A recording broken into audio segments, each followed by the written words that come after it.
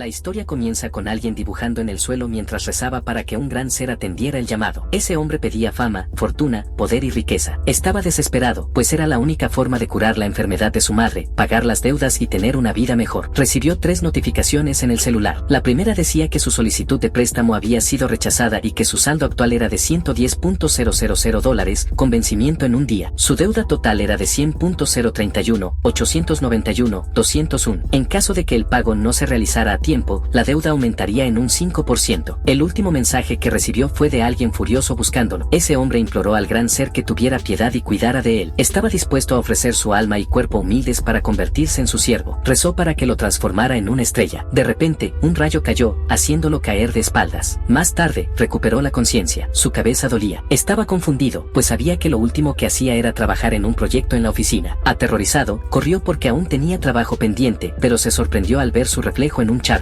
Dudó si realmente era él. Se preguntó por qué su rostro estaba de esa forma, y se asustó aún más cuando vio lo que había frente a él, un árbol mágico gigantesco, casi translúcido. No tenía idea de dónde estaba. De repente, alguien lo felicitó. Sus ojos se abrieron de par en par por el sol. El gran ser dijo que lo había logrado invocar y, como recompensa, podía hacer 3 deseos. Podía hacer cualquier cosa. Su boca se abrió al ver un libro parlante. Gritó que aquello ni siquiera existía en la tierra. Eso lo hizo empezar a creer que realmente había transmigrado. Se dio cuenta de que aquello era su chi, pero pensaba que 3 deseos eran pocos, ya que había visto otros con uso ilimitado. Declaró que su primer deseo era tener 10 deseos más. El libro se divirtió. De repente, emitió una energía oscura alrededor, diciendo que pensaba que había un problema en el contrato, pero se dio cuenta de que no era el caso. El hombre se horrorizó al ver a aquella criatura alzarse frente a él. El gran ser mostró su verdadera forma, un monstruo gigantesco y aterrador. Entonces percibió que había un alma nueva en el cuerpo del hombre. El hombre palideció y preguntó qué era él y qué quería decir con eso. El gran ser respondió que no era digno de saber quién era. Solo necesitaba saber que el dueño original de ese cuerpo había usado su alma y cuerpo para hacer un deseo. Explicó que tomó el alma, pero el cuerpo debía ser suyo, y aún así un alma nueva lo ocupaba, lo que le hizo pensar que el alma dentro del cuerpo también debía pertenecer. No estaba satisfecho con la forma en que había sido transportado. Lo peor es que lo que pensaba que era un chip que lo ayudaría era, en realidad, algo que iba a poseerlo. Entonces, se dio cuenta de que debía huir de inmediato. El gran ser le dijo que, una vez formado el contrato, hasta la menor intención de romperlo traería tormentos insoportables como castigo. El hombre gritó de agonía mientras llamas envolvían su cuerpo. El gran ser se decepcionó al ver que era solo un alma débil. Después de todo, solo quería que muriera pronto. Pero el protagonista habló sobre el contenido del contrato. Afirmó que, si la ruptura era causada por fuerza mayor, la parte B estaría exenta de responsabilidad, y si él no pudiera cumplir el contrato por interferencia del gran ser, entonces la responsabilidad sería de él. Así, sabía que no podría ser muerto por ruptura de contrato. El gran ser quedó perplejo de que un simple mortal se atreviera a discutir reglas con él. El hombre sabía que ese ser era poderoso y podía fácilmente quitarle la vida, pero no lo hizo, lo que lo llevó a pensar que estaba siendo puesto a prueba. Concluyó que estaba siendo evaluado como candidato adecuado. Preguntó si calificaba para firmar un nuevo contrato. Eso hizo que el gran ser riera fuerte. Le pareció el hombre muy interesante. Fue el primero en atreverse a negociar con él. Como el chico despertó su interés, le ofreció un contrato. Decidió que, si podía concederle un deseo, a cambio le daría una nueva vida, y el deseo del gran ser sería 999 deseos más. Entonces lo presionó diciendo que no tenía mucho tiempo para pensar. El hombre murmuró que él era muy descarado por copiar su deseo. El gran ser le recordó que solo tenía un minuto antes de perder la conciencia y morir. Entonces preguntó si ya había tomado una decisión. Claro, el hombre no tenía otra opción. Firmó el contrato, en el cual estaba escrito que el contratante juraba con su alma que, en esa vida, dedicaría lealtad al poseedor del contrato y debería cumplir 999 condiciones definidas por él. El poseedor del contrato podía conceder recompensas cuando las condiciones fueran cumplidas. Esto fue firmado por el contratante, Joe Chen. Más tarde, esa noche, Chen encontró su casa. Su ropa estaba toda desgarrada, pareciendo un mendigo, así que esperaba que nadie lo viera así. No creía que ese maldito jefe lo hubiera dejado allí de esa manera. Había sido advertido de que el jefe lo buscaría cuando lo necesitara, pero, hasta entonces, podía hacer lo que quisiera. Esperaba estar trabajando como una bestia de carga, pero no tenía otra opción más que obedecer, y no servía de nada quejarse. Ahora decidió llevar un día a la vez. Destrancó la puerta y, al mirar hacia adentro, estaba oscuro. Miró alrededor y vio que no había nadie en casa, lo que lo hizo pensar que la situación de la familia era aún peor de lo que imaginaba. Para su sorpresa, había una garantía de préstamo de sangre de Suel. Eso le generó curiosidad sobre lo que estaba pasando con esa familia. De repente, alguien gritó,